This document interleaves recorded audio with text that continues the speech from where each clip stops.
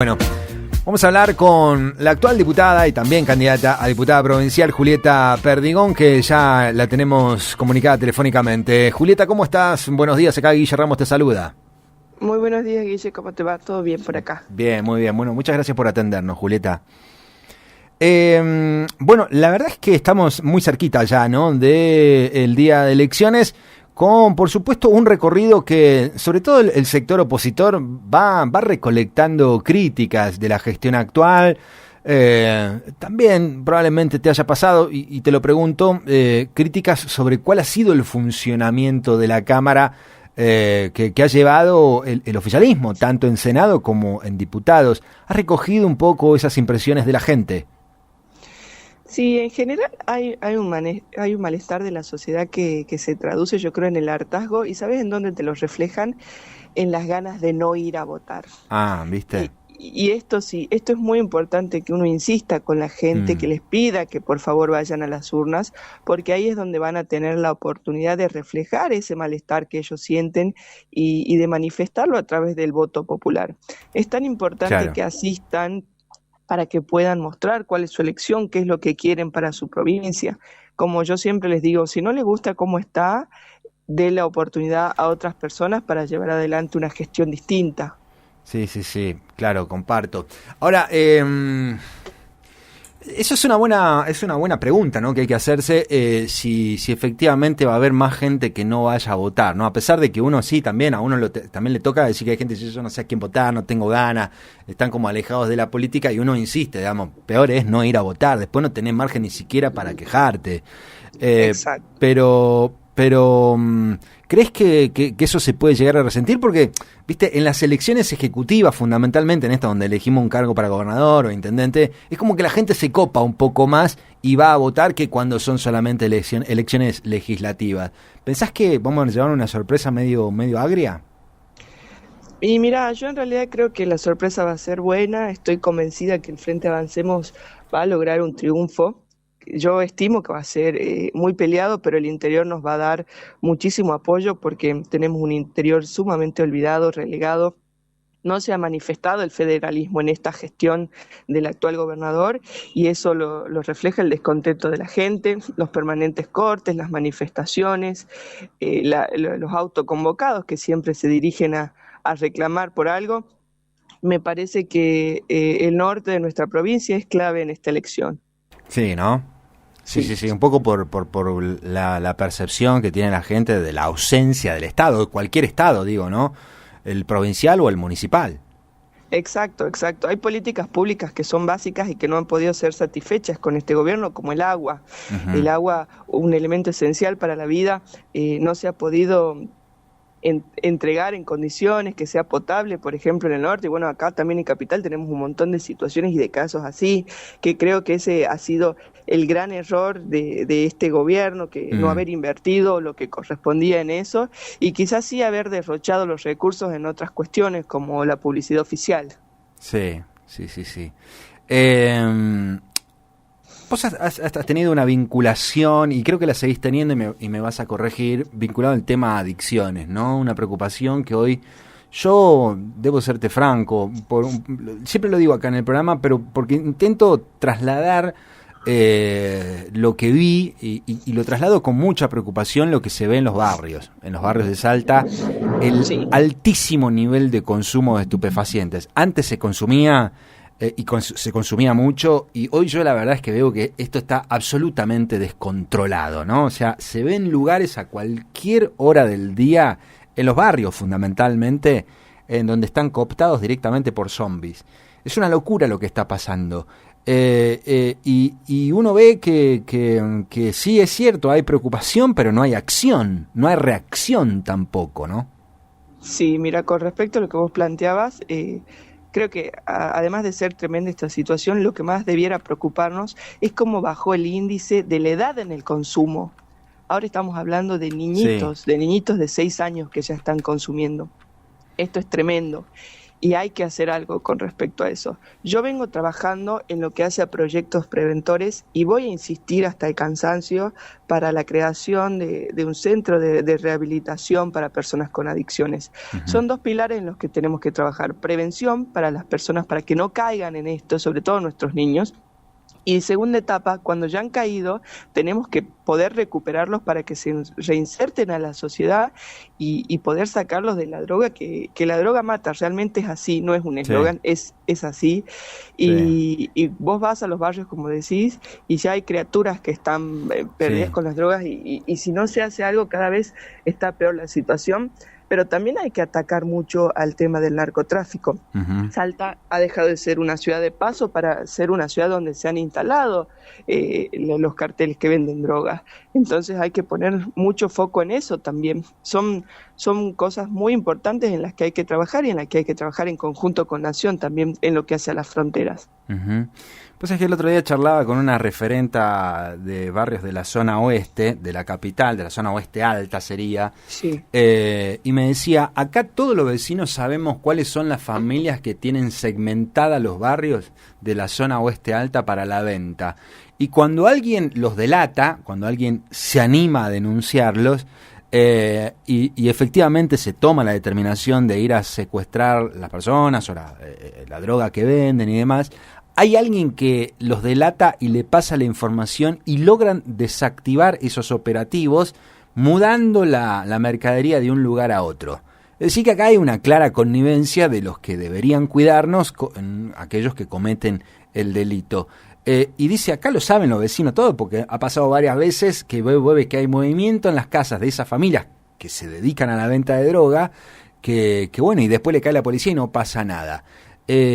Digamos, es un tema realmente delicado, porque si bien lo que estamos viendo es el diagnóstico ya una vez que el consumo fue determinante contra un jovencito o un nenito, pero bueno, se ve mucha incapacidad, digamos, para la prevención de eso y para aprender justamente a las personas, en este caso familias que se dedican a ese negocio.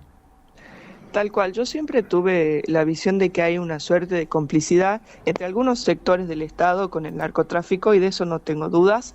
Estoy convencida que también en las fuerzas tenemos personas que son ejemplos a seguir y también tenemos siempre la manzana podrida, que siempre hay algún infiltrado o quizás también hay personal policial que no está capacitado para llevar adelante una función.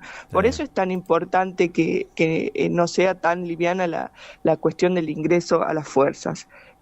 Sabemos que muchas de las personas que ingresan lo hacen quizás por la estabilidad laboral que te puede generar un pequeño ingreso de sueldo, pero debiera ser muchísimo mayor la exigencia en cuanto a las personas, a la evaluación, a los análisis por los que tienen que pasar para ser miembros de la fuerza. Y por supuesto que ante esos casos de filtraciones y demás tienen que ser apartados inmediatamente, elevarles un sumario y demás. Personas que no pueden volver a ser parte de las fuerzas porque son las que realmente terminan desprestigiando y arruinando el labor que quizás hacen otros efectivos que sí son excelentes en sus funciones, ¿no? Entonces, es tan importante que se haga un trabajo articulado. Por eso te digo yo, el tema de la problemática de las adicciones y de las drogas son temas transversales que hacen a seguridad, que hacen a educación en el tema de prevención, que hacen a salud también con campañas. Hay que trabajarlo desde el Estado profundamente y sobre todo involucrándose toda la sociedad, porque aunque sea un tema que a uno no le toque, le puede tocar en algún momento. Nadie está exento. Exactamente, nadie está exento. Vos decías de salud, ¿no? Y es cierto, hoy probablemente estamos haciendo foco sobre el dengue, sobre las campañas que, bueno, no sé, estamos en plena campaña de descacharrado provincial. Yo, de verdad, no quiero ser malo con el gobierno, pero tengo que decir la verdad, yo no vi una campaña efectiva para alertarnos que estos días, del 2 al 5 de mayo, todos tenemos que descacharrar absolutamente todo. No la vi, francamente, no la vi en tele, no la escuché en radio, no la vi en el diario. No la vas a ver porque están con el foco puesto en las elecciones y en colgar 10 millones de cartelitos por toda la provincia. Pero no puede ser eso, Julieta. sí, no debiera ser O no así. debiera ser así. No debiera, pero este gobierno se maneja con total impunidad y con total imprudencia. Hay realmente prioridades que no se pueden eludir y eso es lo que se está haciendo en este gobierno. Se puso el foco en su elección. Si vos mirás la ciudad, no es una percepción mía. Cualquier ciudadano te va a decir que está invadida de carteles. Son millones Sí, y millones y millones y millones que la gente no tiene ni noción lo que se está gastando, lo que se gasta en publicidad oficial también, sí. cuando la publicidad oficial debiera ser, por ejemplo, para campañas. Eso tiene que estar trasladado a la tele, a las redes, a cartelería, donde le informen al ciudadano. Tiene que ser información de interés común. Sí. Alguien alguna vez me dijo en pandemia que era la campaña que se hacía, la campaña que debía haber hecho la Secretaría de Estado de Comunicación de la provincia, la terminaba haciendo un enfermero que se iba a la librería, compraba un afiche y una fibra. Y no estaba impreso un cartel como debiera ser, digamos. Eso pasa hoy probablemente también con otras enfermedades, puede ser el dengue, pero es cierto que este tema de las adicciones, yo no veo una campaña fuerte como para, ¿viste?, empezar a darle combate al problema de las adicciones. No la hay. De hecho, no hay establecimientos públicos en donde se pueda rehabilitar a nuestra gente, a nuestros jóvenes sobre todo. De por sí, en las escuelas tampoco se está trabajando en lo que hace a prevención. No hay cartelería respecto a prevención, como quizás había en otras épocas, ¿no? Uh-huh. Ni siquiera folletitos que te permiten orientarte, que te digan dónde denunciar, que te den consejos. No hay absolutamente nada en lo que hace a campañas de prevención, ni de dengue, ni de drogas, ni de educación vial, de absolutamente nada. Y para eso está la publicidad oficial también. Sí, claramente. ¿Creen, ya que estás dentro del espacio de Avancemos, yo veo por ahí algunos candidatos, ayer lo decía, veo que hay algunos candidatos que se le nota mucho el hilo de la marioneta, ¿no? Que han puesto el foco particularmente sobre Emiliano Estrada, sobre los gastos en publicidad en el partido de Argentina en Santiago del Estero, fuera de los tiempos electorales, o esto último de tener una cuenta offshore en el exterior. Sí. Y da la impresión de que son mandados a hacer, ¿no? Sí, la verdad que no me sorprende. Yo estaba convencida que esto iba a ser una campaña sucia, desleal, y bueno, lo tomo como de quien viene, ¿no? Personas que han priorizado sus intereses personales por sobre los de la sociedad salteña, no Uh-huh. puedo esperar algo mejor. Era previsto esto, que traten de ensuciarlo, Emiliano, con el tema de sus cuentas. Él ya hizo una declaración oficial explicando que por supuesto no existe nada de esto, y con respecto a la publicidad en el partido en Santiago del Estero, creo que no es nada que debiera preocuparnos ni alarmarnos. Él actualmente es diputado nacional. Él manifestó en una declaración que, por supuesto, la gente que no conoce cómo se maneja el tema de la rendición de cuentas de los gastos de campaña es a posterior de la campaña. Por ende, llegado el momento cuando tengamos que rendir de dónde salió la publicidad o quién lo auspició, Claro. quién le hizo el favor, eso se hará cuando termine la elección, pero el foco debiera estar puesto de los ciudadanos en lo que están gastando nuestros actuales, el actual gobierno. Por ejemplo, el gobernador Gustavo Sáenz, en qué está gastando nuestro dinero actualmente, porque él es el que está manejando los fondos públicos y administrando los fondos públicos que en realidad lo aportan los ciudadanos con sus impuestos. Uh-huh. Te pregunto dos cosas. ¿Es muy difícil ser oposición dentro de la Cámara de Diputados? Digo, porque de 60 diputados, 50 y pico son del oficialismo. Y a veces a mí me dio la impresión que se volvía básicamente un trámite llevar una ley ahí, o se volvía un obstáculo inmenso para aquellos que proponían una cosa que no la haya pensado el oficialismo. Por eso, la pregunta ¿es difícil ser oposición?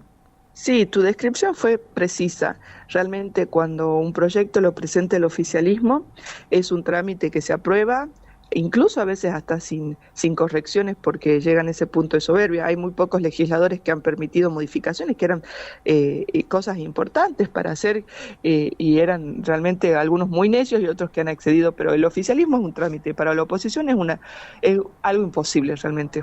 Uh-huh. Es sumamente complicado ser oposición, y yo siempre insisto, desde que llegué a la Cámara yo no entendía esos manejos. Cuando fui parte de la Cámara yo no podía creer que veían quién era el autor del proyecto en vez del contenido, y voy a insistir con eso hasta el último día de mi mandato. que lo que importa en realidad es la ley, a quién va a beneficiar, no es quién escribe esa ley, porque una vez que un proyecto de ley ingresa a la Cámara, es de todos, no es de tal diputado o de tal otro diputado. Para mí lo importante es que hay que renunciar a los egoísmos y a las banderías políticas y posicionarnos realmente para defender los intereses de los salteños. Uh-huh. En ese sentido te pregunto, ¿vos trabajaste en esta idea de que se instale por ley el debate de los candidatos a gobernador? Corregime si eso es cierto y contanos cómo fue esa historia. Sí, el año pasado yo lo presenté al proyecto. Uh-huh. Por supuesto que no es algo innovador, simplemente claro, es lo que yo planteé. Los buenos ejemplos hay que imitarlos. Esto se hace a nivel nacional. Esto se hace en países desarrollados como Estados Unidos, por ejemplo. Por ejemplo, claro. Y en muchos otros países donde el debate en realidad ya es una institución, ya es algo que está totalmente asimilado en el sistema democrático y republicano. Debiera ser algo natural en donde cada uno tenga la posibilidad de exponer su plan de gobierno y que muestre también la previsibilidad que tiene con ese plan de gobierno. Uh-huh. ¿Qué proyección tiene a corto, mediano y largo plazo? Y sobre todo en un plano de igualdad. No nos olvidemos que cuando uno está en el gobierno actual, uno tiene el aparato estatal a favor y que lo usa, realmente lo usa para llevar adelante su campaña política. Y cuando uno no es parte del gobierno, tiene quizás menos recursos. Entonces el debate los pondría a todos en un plano de igualdad y también resultaría muy beneficioso para la sociedad, que pueda acceder a conocer esas propuestas y pueda evaluar. Uno como ciudadano tiene el derecho a elegir qué es lo que quiere para su provincia, para su ciudad, para sus otros compañeros, para la gente con la que vive, para su sector incluso, porque cuando el candidato te puede exponer cuáles son sus ideas, uno también puede decir coincido o no coincido, es lo que yo necesito, no es lo que yo necesito. Pero esto ha sido directamente sin dictamen en las comisiones, o sea, ni siquiera se iba a llegar a tratar en recinto porque no le dan dictamen. Lamentablemente, como no tenemos independencia de poderes en la provincia, el Ejecutivo manda y los oficialistas hacen. Cuando no debiera ser así, ¿no? Los legisladores tendrían que tener su autonomía y su propio poder de decisión y decir, no me gusta esto porque hay que cambiar aquello, lo modifiquemos así, si me gusta, está bueno, ¿no? No, acá si el Ejecutivo les dice no sale tal proyecto, en la legislatura no lo sacan y eso me parece una vergüenza. Sí, coincido. Ahora, viste que se habló mucho del tema del debate, del no debate en realidad, esta definición de los concejales para el debate municipal. ¿Vos qué pensabas previo a esta definición del Consejo, teniendo un poco la experiencia de diputados, que el Consejo un poco que se refleja también de lo que pasa en la legislatura, ¿no? Sí, pero quizás el Consejo tiene, no sé, otro tipo de autonomía. Los concejales, bueno, lo mostraron hasta antes de que se caiga, ¿no?, la posibilidad de debate.